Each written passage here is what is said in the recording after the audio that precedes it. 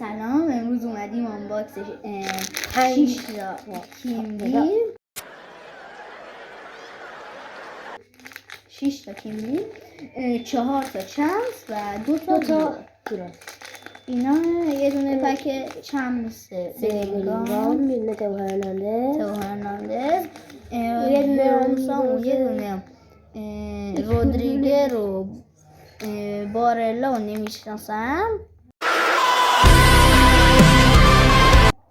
و این یکی هم گرینلیش و ترشتگی نه امباپه. اینا با هرناندز و فرناندز. خب اول اینا این برام بود با این ستاپ برای منه و اینا برای خب اول از این شروع میکنیم. از چند تا شروع میکنیم تا اول باز کنیم. آماده بود؟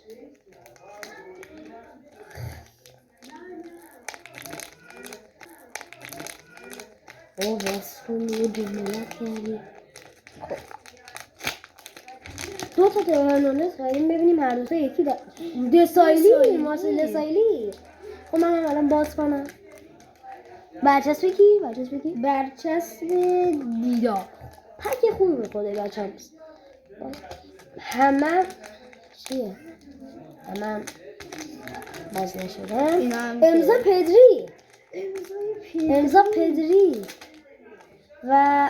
پدری و برچسب کاستا. اینم که پک واقعا خوبی هم چمسا. تو باز کن پک دومه تو. فقط من منتظرم اینو باز کنم ببینم اونا که میخواستم توش هست ببینم. وای 95 کیه بازم خوبه. آره حمزه مادریچ خیلی این پک خوبی بود. نمیشه فوروارد ولی خوشگله. دروگبا مال من 95 خیلی خوب باز کنم. مودریچ پک فرناندز دروازه‌بان آس روما. خیلی خوب بود. کلا پکای خوبی این دفعه خیلی خوب. نه دروازه‌بان چیه؟ ایلا. خب بریم اول تو باز کن پک. من نه فقط برای پک می‌کنی. باستا اگه الان من اینو باز کنم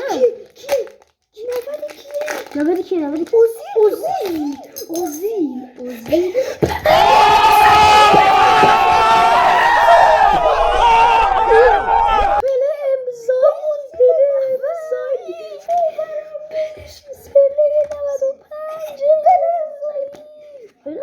پله امضایی خیلی پک خوبی بود. برچسب سرمربی PSG دیدی بعد گفتم بک خودش خریده کاش من نمی‌افتم ولی واقعا پک بیرونه زامبیه طرف. حالا بریم ما باز کنیم. خیلی خوب بود. 100 لوتر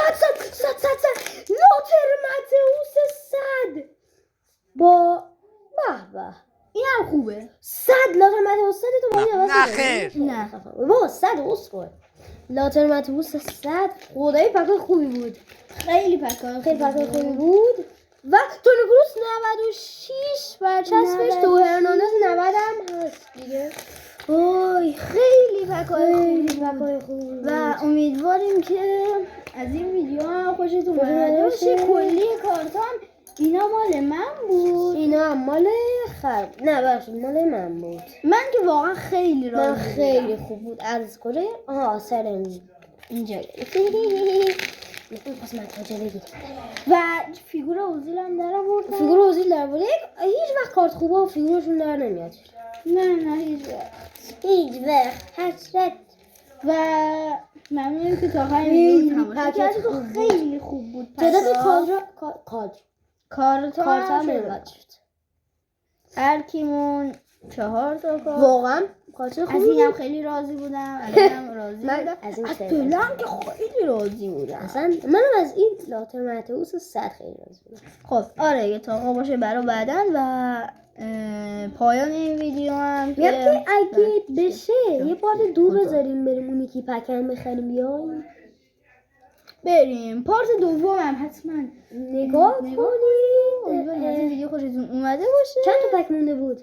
چند تا؟ خودم 2 تا مونده بود. ما میریم همون میخریم و میایم. چند بود؟ آره چند. خدا Astro, no.